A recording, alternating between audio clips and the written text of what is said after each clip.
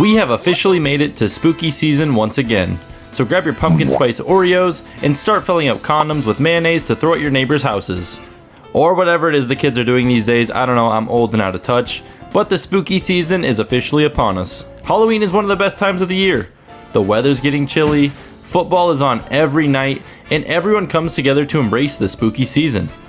Every show from sitcoms to animated cartoons cash in by releasing Halloween-themed episodes. This plays out perfectly when the episode theme fits the time of year. Alternatively though, it really grinds my gears when it's the middle of March and a Thanksgiving Family Guy rerun is playing.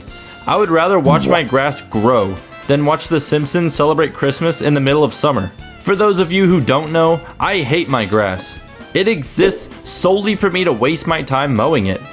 Today I'm going to be ranking the worst Halloween themed episodes from South Park, Family Guy, The Simpsons, and Bob's Burgers.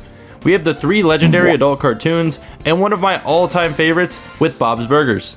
I feel like Bob's is slept on too much, so we're bringing it to the channel. Their holiday-themed episodes are elite tier. Now today I'm going strictly off IMDb rankings, taking the lowest rated Halloween episode from each respective franchise and ranking them. Who will hold the crown for having the worst of the worst spooky-themed episode? Grab your circus peanuts, put your pants back on, and let's find out together in today's challenge. If you enjoy content like this, be sure to subscribe. I crunched the numbers and over 8.1 billion people are currently not subscribed. Don't let yourself become a statistic. We also have a Discord where we discussed hot buttoned issues like why Lucky Charms is an S tier cereal. And as always, huge shout out to our channel members and Patreons. Thanks for the support. If you want to see your name on every video, a link to join either of those is below. Let's get back to the video.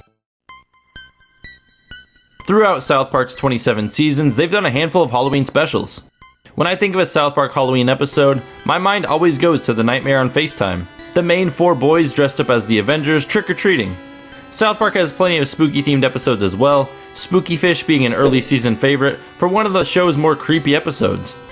The worst of all the Halloween-adjacent episodes stars one of the less popular groups in South Park Elementary, the Goths. Some of South Park's worst episodes come from times when they try to focus away from the main 4 boys and Randy. So let's see if this one's really as bad as it's rated. We jump into the season 17 episode, Goth Kids 3, Dawn of the Posers. I've seen this episode a couple times and it's really not my favorite. This episode even features a unique intro centered around the Goth Kids. We open up with the Goths hanging out in Henrietta's room. I enjoy that her parents are just normal people who are about as far from goth as possible. Henrietta's parents send her away to a camp to get rid of her perceived emo-ness. Everyone is misclassifying the Goths as emo, even though they're pretty much the same thing. Henrietta's locked in a white room with nothing but a ficus, which seems to be foreshadowing something significant later on. Write that one down. Henrietta returns and the camp has turned her into an emo. The emo kids are pretty much the same as the Goths, but the Goths don't see it that way. Michael is digging into the camp and he discovers the camp's goal was to convert people to emo. Michael's parents then force him to go to the emo conversion camp. Pete and Ferkel are the last of the Goths. And desperate times call for desperate measures. They team up with the people who understand the emos and how they work, the vampires. Can I just say on a side tangent that Ferkel is the best name in South Park? It's just fun to say, Ferkel. Try to say it, Ferkel.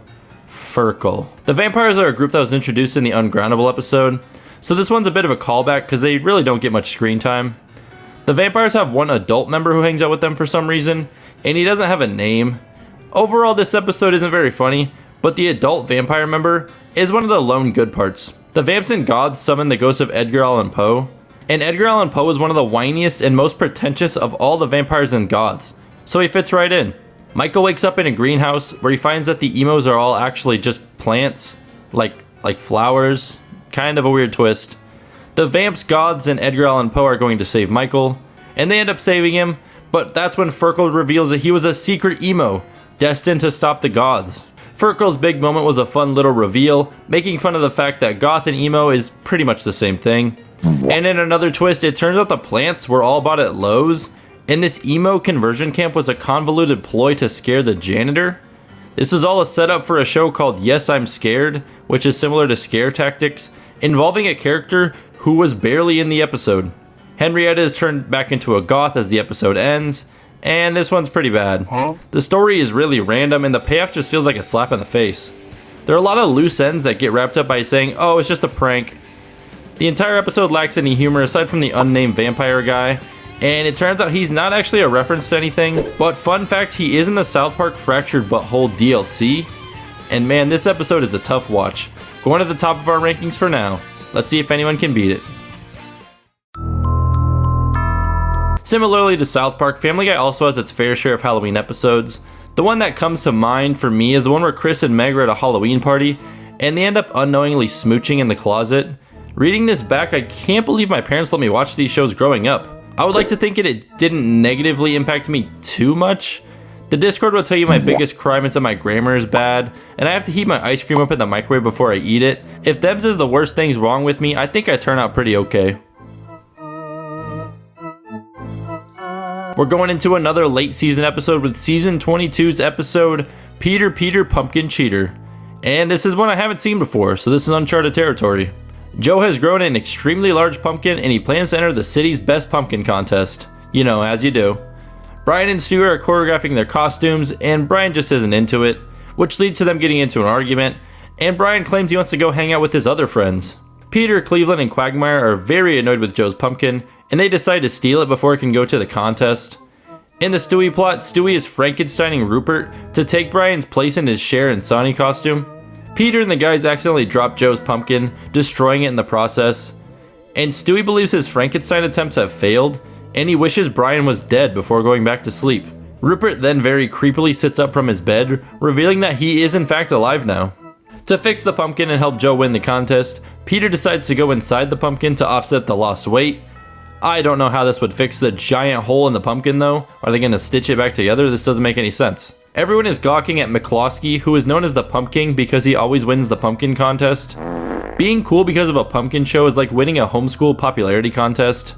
In a not very shocking twist, Joe's pumpkin wins the contest and his pumpkin is being shipped off to the state contest with Peter inside. Stewie finally meets up with living Rupert and finds out his plan is to kill Brian.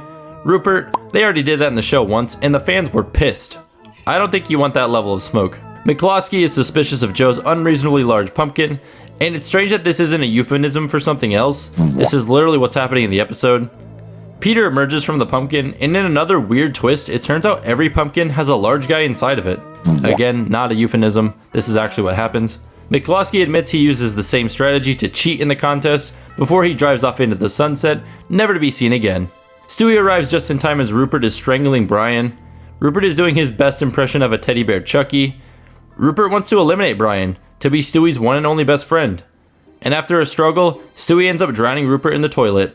If you're currently listening to this while on the toilet, leave a comment stating just that. Stewie and Brian make up as the episode ends, and Rupert is also saved, as Lois dries him out in the dryer. This episode was just alright. The entire Joe's Pumpkin plotline was pretty bad. The conclusion that everyone cheats at pumpkin contests was strange to say the absolute least. I will admit, I didn't see it coming that every pumpkin had a large man hiding inside of it. This Stewie, Brian, and Rupert storyline carried the episode. This was a fun B-plot, had good moments and some humorous running bits. Brian not having any actual friends outside of Stewie was one of the funnier reoccurring jokes. All in all, a fun Halloween episode, not good by any means, but certainly better than the South Park episode. Top of the list for now. The Simpsons are legendary when it comes to Halloween episodes. Every year since 1990, around Halloween, The Simpsons drop a new Treehouse of Horror episode. These episodes consist of 3 self-contained parody segments involving The Simpsons characters. And I've only seen one of these episodes before, but there will be a whopping 36 of these by the end of this spooky season. I'm an employed dad, so I don't really have the time, but a video ranking all 36 of these would be an absolute banger.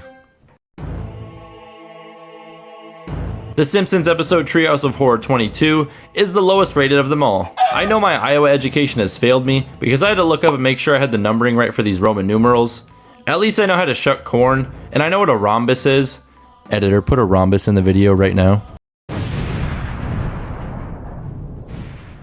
The intro starts with Marge and Homer stealing the kids' candy to donate to troops overseas. Apparently this is a normal thing in the town.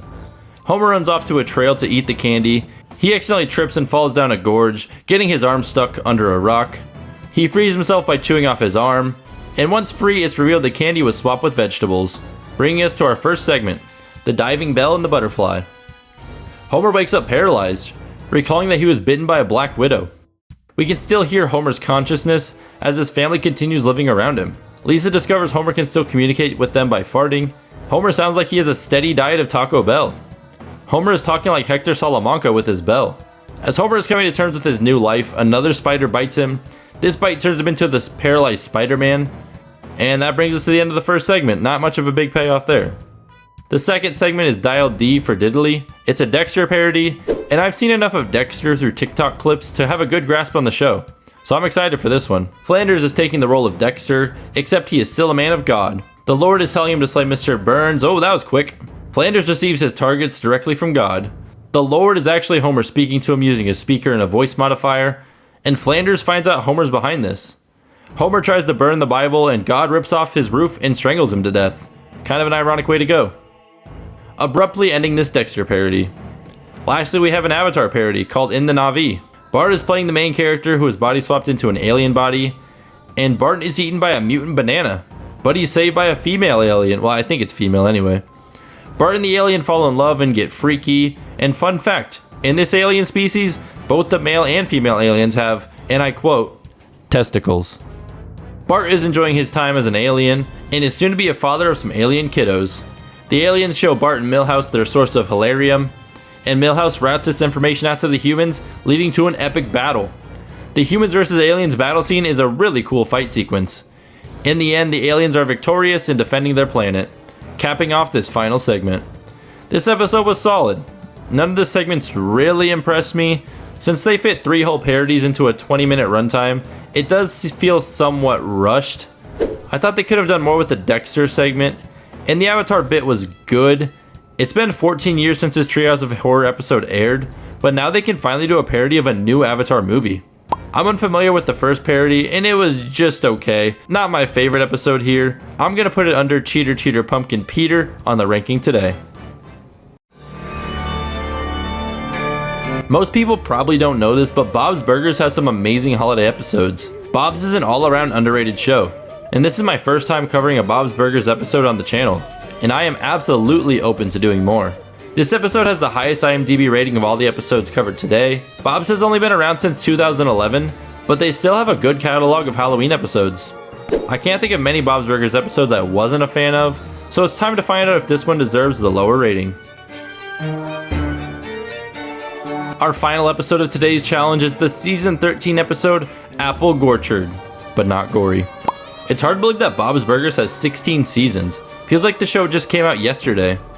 Louise and her class are going on a school field trip on Halloween. Bob is chaperoning the kids' trip to the apple orchard. Gene and Tina, as well as the other kids at school, are dressed up in their costumes. Tina is supposed to be a twister, and I can see it, but I thought she was like a futuristic urinal or something. I can't help but wonder what innovations the future holds for urinals. Did we nail it, or is there still room for improvements? The popular girl in Louise's class is gone today, and most of the kids are missing her. We all know the popular kid's opinion is the only one that matters. Bob is really fascinated with the prospect that there are some bees for him to see on this trip.